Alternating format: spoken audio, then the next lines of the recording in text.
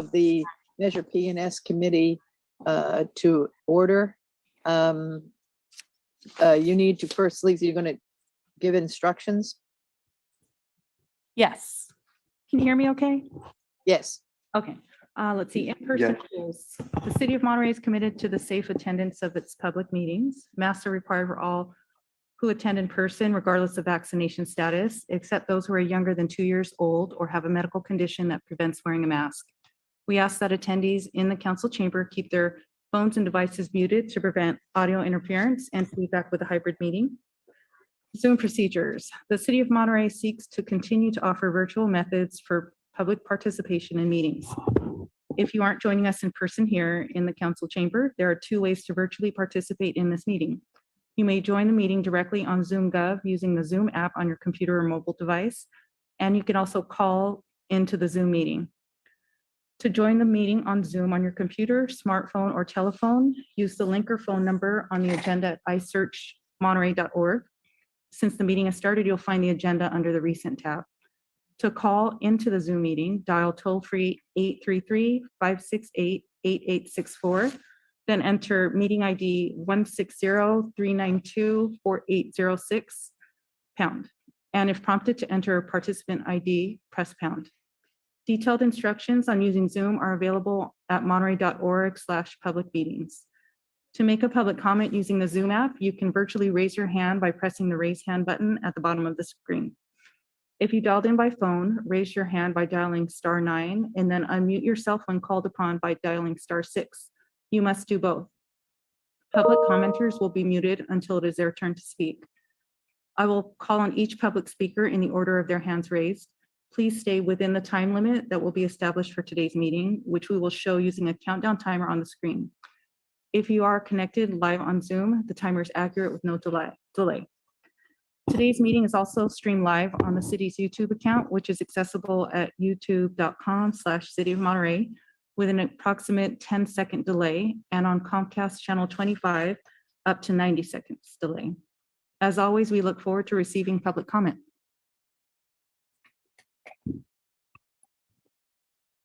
Thank you. Now we will move on to public comments. And this portion of the meeting is allowing the public to speak on items that are within the jurisdiction of the Measure P&S Oversight Committee, but are not on the agenda. Do you have any public comment this morning? No public comments at this time. Okay, excellent. Then we have board member comments. Do we have any board member comments? No comment, Madam Chair. Anyone else? Okay, thank you. Then if we could, we'll move on to the approval of the October 11th minutes. So moved. Rick Aldinger. Second, Justin Chang. Motion and a second. Do you have any discussion? And could we please have a roll call vote? Yes. Rick Aldinger, Yes. Justin Chang, Here, yes. Carol Trebajian, Yes. Rick Hoyer, Yes. And Nick Sina is not present today. motion passes unanimously of those present. Next, we'll move on to the review of the council agenda, report and annual records for city council.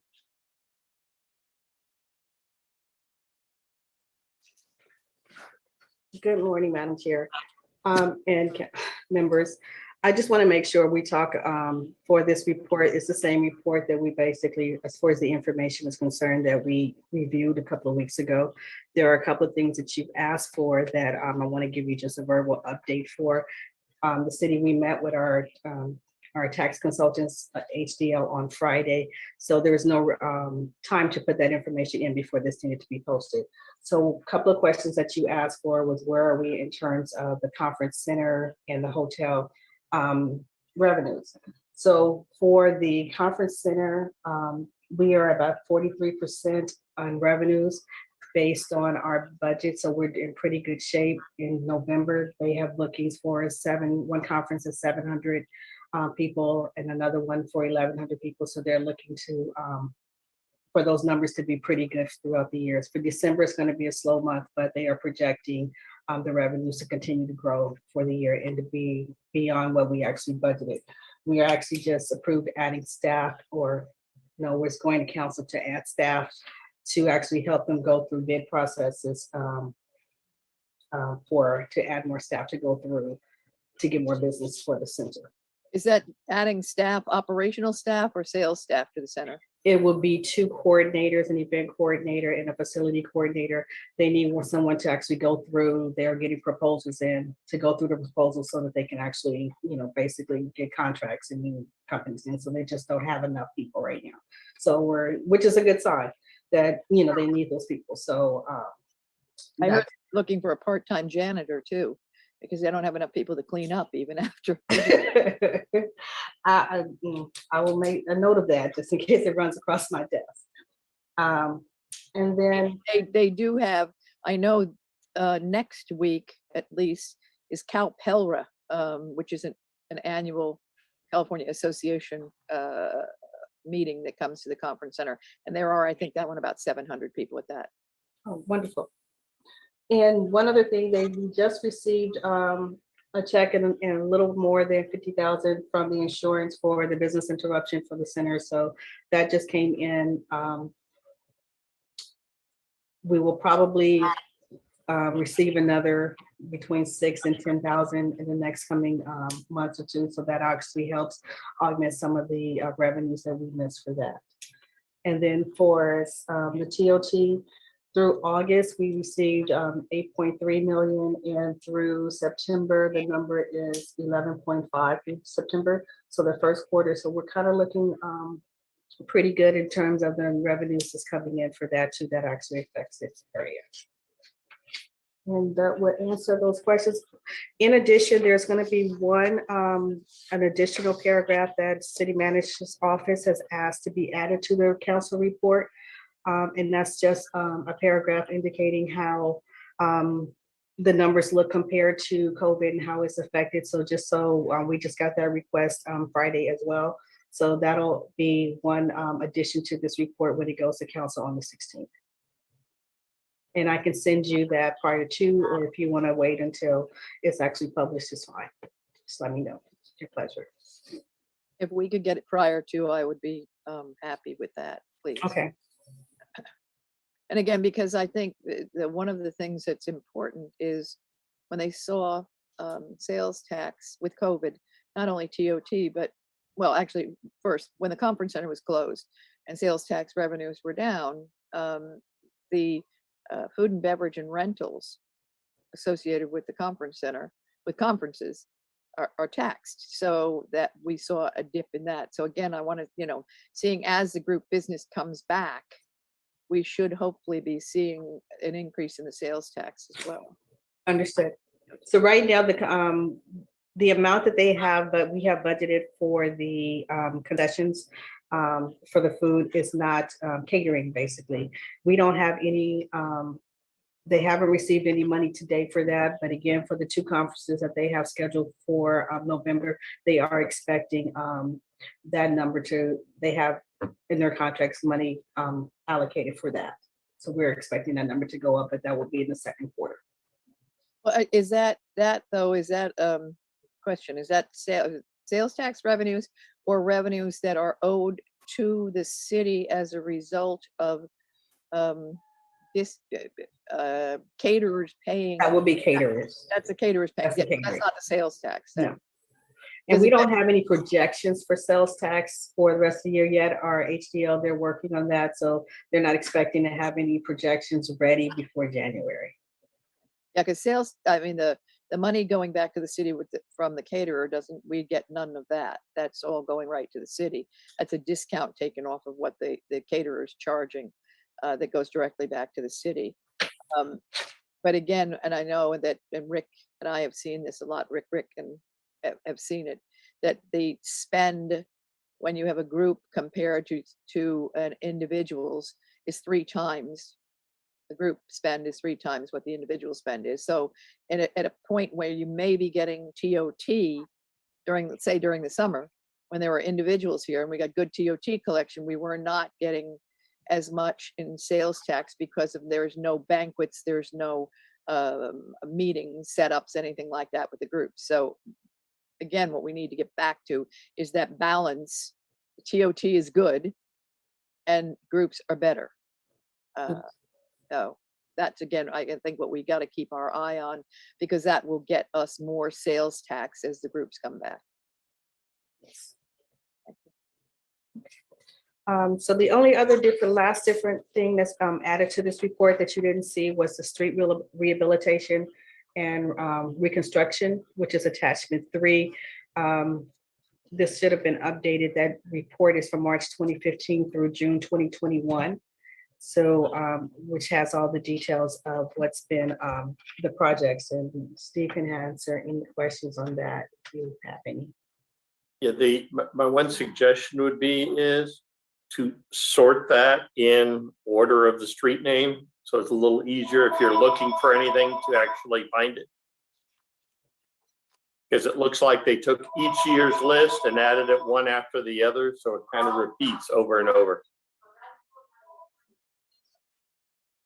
You can do that.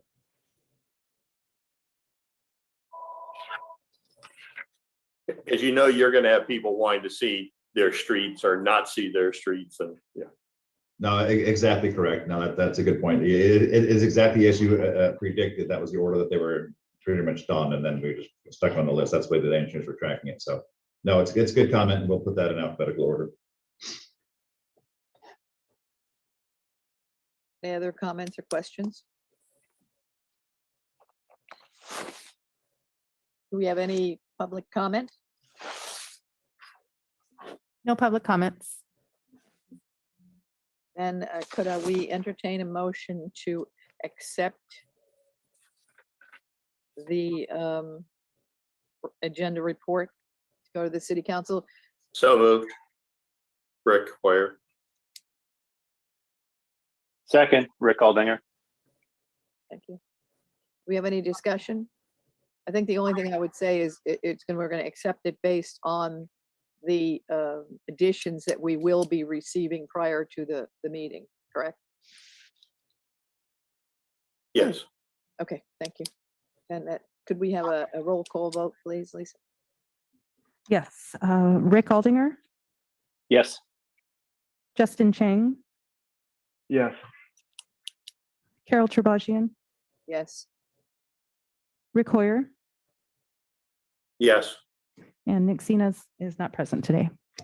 Okay, motion passes unanimously with those present. Do we have, do we have anything else? My only question is, I guess from me right now is, when are we on? We have September 16th is oh my goodness, November 16th is the date. I think right now we have you scheduled as an evening presentation just because it was the same thing as last year. Would you like me to have it moved to the 4 p.m. session? I'm okay with the evening. There's a Board of Supervisors meeting that we have to be at. That's why I'm asking whether we're on it at in the afternoon or the evening. Evening's okay with me. Is it Rick, Justin, is it okay with you too? Evening's great. Yes. All right, thank you. Okay, perfect. Yeah, I just didn't, I knew the date. It's like, what time? Because either we have all meetings all the time at the same time or no meetings. It usually ends up that way. Right. Okie dokie. Anything else? Do we have any other public comment? No public comment. Then we have a motion, a move to adjourn the meeting and see everybody on the 16th at either virtually or in, would you, actually, do you prefer, shall we attend if we can? I guess it might not be, it wouldn't hurt if we were there. It's been a hodgepodge at the meeting, so it really goes back to your preferences. We've had some folks in attendance, we've had some folks not. It really comes down to what you guys' preference are. The hybrid meetings are kind of an odd I know. duck, as you can imagine. So it gives the same impression whether you're there or not. Just whatever you're comfortable with. Okay. As long as I know my car won't die again, then I'm okay. Yeah, these little jumpstart things are like $30 now. You just pop them in your glove box, you're ready to go. It didn't, it was weird. It was so dead, it had to be towed. I don't know what happened.